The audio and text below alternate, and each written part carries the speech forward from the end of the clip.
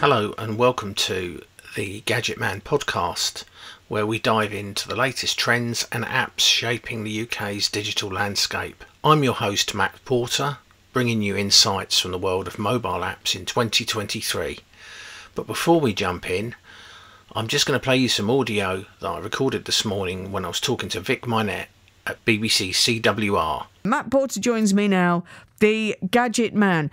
It's a bit of a pest, isn't it? It's kind of like, walking through town, say, we're going on a shopping trip, you and me, Matt, and we're walking through town, and everywhere we go, outside every shop, somebody gives us a leaflet, which might at some point be useful in the future.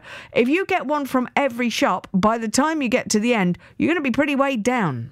Apps, I've been reviewing apps for, 10 years, and they have changed. In fact, it was interesting listening to someone talk about the bus time app. I reviewed that about 10 years ago, so I was glad it's still going. You do tend to have an app for everything, and it does feel slightly overwhelming and in many cases irritating. I think I was saying earlier on that I've got a couple of banks that I use, and those banks have separate apps. And if I go to buy stuff and I use a particular card, then I have to use that particular app to confirm the payment and all of that kind of stuff. And it can sometimes be a little bit frustrating. But on the other hand, I've got other apps that I use which I find incredibly useful, such as WhatsApp. I speak to my son in Ireland, and I used to ring him on a landline. It used to cost me a lot of money. Now I can chat to him on WhatsApp and speak to him on WhatsApp as well. And it's not costing me anything in addition. So there are some very, very useful apps. There are. Do you think maybe sometimes there's a bit of a scramble to get an app out there and to encourage us to download it? Because after all, you don't get anything for nothing, and they get our marketing information and what have you. But in the scramble to get apps out there, maybe some of the people behind them don't consider how useful they might be. Yes, I totally agree. I was just looking at the most popular apps in the UK at the moment, and many of them are very useful, but some of them maybe not so much. And yes, I think that the app market is flooded with, there's very few unique ideas coming out now, so you do tend to have things that maybe aren't very useful to everybody, and maybe only for a few. And that can be tedious if you're having that thrown at you. Some mobile phones that you buy from different networks have apps pre-installed on them, which many people find irritating because a lot of those apps they may never use, but they can't get rid of them. So it's a very contentious thing, really, apps, I think. Oh my gosh, there's loads on my phone that I can't put in the bin that I really would like to, including one that keeps either berating me for not moving enough or congratulating me when I have fulfilled its requirements.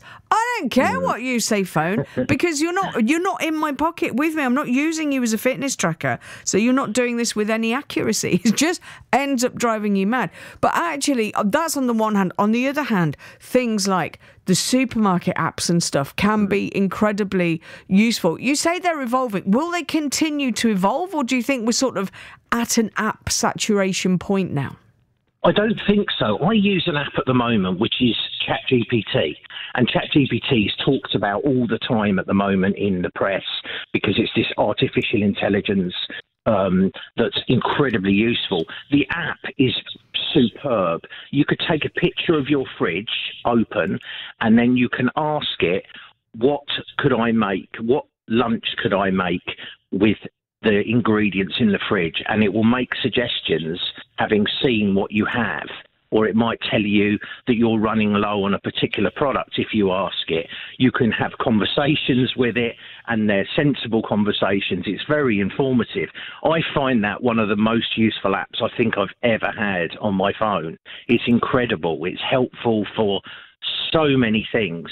And I think that kind of app is going to be the thing that will eventually replace many of the other apps we have, because they do a multitude of things. It's a proper assistant rather than a specific app that does certain things. That, in fairness, could replace all of the apps, couldn't it? It could just end up having control of everything. Is that not a little bit scary? I think that we should be used to knowing that there is a exchange of if you like, a transaction has taken place in order for us to have this desire to communicate on social networks, use all of these apps, and apparently use them for free. And the transaction that that's taken place is not just our personal information, but the things that we're doing in the day, where we're going. You know, we are technically being tracked because we have all of these location-aware apps on our phones. We use them for mapping, for finding directions to places, all of those things. That's billions and billions and billions of pieces of information that are being collected all the time about our user habits. So that is what, in return for having something for free, that's what we're giving away. And in other countries in the world, they get very uppity about privacy and all of those sort of things. We seem to be a little bit more relaxed in the UK. So, yeah, we are giving away an awful lot of our lives in return for ease, I guess. Yeah, I think it's that, isn't it? You have to accept this is a transaction, I guess. It goes both ways. Matt, that's fascinating. Thank you very much indeed. ChatGPT, by the way, is the app he was talking about. So, getting back to the podcast, the past few years has been a roller coaster for the mobile app industry. We saw a surge in mobile experiences during the pandemic, followed by a digital cool down.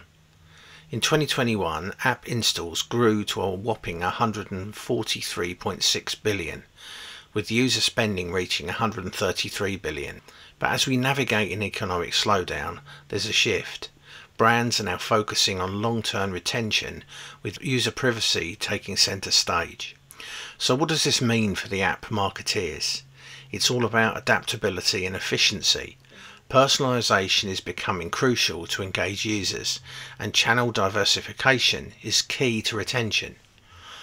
Also, keeping an eye on influencer marketing and user-generated content, they're becoming vital tools in marketeers' arsenal.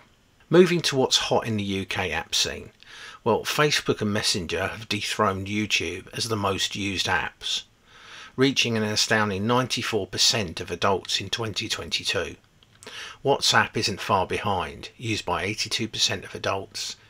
Interestingly, Instagram shows a gender disparity, with 54% of users being female. And don't forget about e-commerce. Amazon leads the pack as most visited online shopping app, followed by eBay and Apple.